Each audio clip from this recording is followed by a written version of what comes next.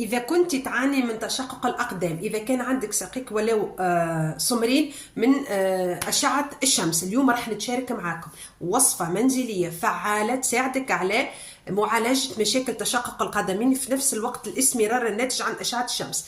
عندنا في الوصفة البنات 3 مكونات. أول مكون واللي هو مغرفة أكل نشا، عليها البنات خميرة حلويات، كيس خميرة حلويات، أي كيس متوفر عندك، وراح نستعمل خل، أي نوع خل متوفر عندك. طريقة يسر سهلة البنات. نجي ناخذ غرفة أكل مايزينا، راح نضيف لها البنات هذه ساشي كاملة خميرة حلويات، وراح نضيف لها نزيد لهم خل. هذوما 3 مكونات فقط أنا حاجتي بهم الوصفة اليوم، وبإذن الله تحسي الفرق في ساقيك. شوفوا لهنا نمزج هذوما المكونات جافين هكا باش نجي ونضيف الخل تدريجيا. شوفوا البنات اي نوع خل انت متوفر عندك، هذا خل. شوفوا لهنا البنات. ومن بعد باش نطبق الوصفه على الساقين كاملين في الاقدام، ونحطهم في ساشي بلاستيك ونخليها مده ساعه. شوفوا البنات نمزج المكونات، ياسر سهله الطريقه البنات ولكنها فعاله. شوفوا كيف ما تشوفوا لهنا.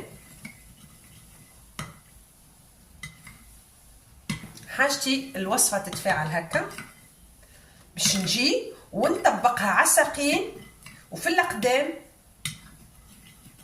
ومن بعد نغلف القدمين بساشي تكون بلاستيكيه ونخليها مده ساعه. من بعد نغسل ساقيه، ومن بعد نحاول اني نفرك الساقين باش نخلص ماك الجلد الميت بالحجره، هذيك الحجر اللي نستعملوها باش نغسلوا الساقين.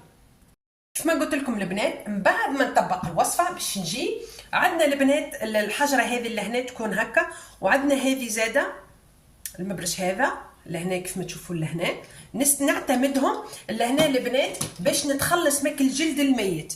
الوصفه البنات ياسر فعاله وياسر مضمونه. نصيحه مهمه، نطبقوا الوصفه مره في الاسبوع او مرتين في الاسبوع على حسب التشققات الموجوده في القدمين.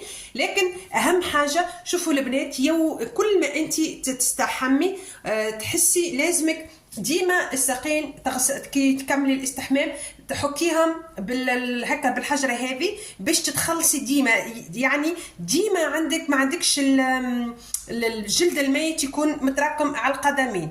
يعني هذه من الحاجات اللي لازم ديما تكون عندك متوفره في البيت. كما قلت لكم الوصفه نجموا نعتمدوها مرتين او مره في الاسبوع على حسب عمق التشققات الموجوده في القدمين. وديما نحاولوا اني ديما نعتمد كريم مرطب للقدمين. من الحاجات الاساسيه الحجره هذه لازم بعد كل استحمام تحاولي انك تتخلصي ماك الجلد الميت، وكل ليله حاولي انك تعتمدي كريم مرطب باش ديما تبقى الملمس نتاع القدمين ناعم. البنات فضلا وليس امرا، القلب السهم هذاك حاولوا ان نبارطاجيو الوصفات هو عن طريق السهم. اذا عجبتك الوصفه حاولي انك تحطي قلب، تخلي كومنتير تسالي تساؤل او تعطي ملاحظه في الوصفات. واذا حبيتي تحتفظي بالوصفه، المربع هذاك انزلي عليه يولي اصفر باش تحتفظي بالوصفه فين ما حبيتي تجربيها. حاجه اخرى، اذا مازلتي ماكش مشتركه معايا مرحبا بكم تشتركوا باش هكاك تحصل اكثر استفاده ليا وليكم. دمتم في رعايه الله، ومرحبا بتساؤلاتكم الناس الكل.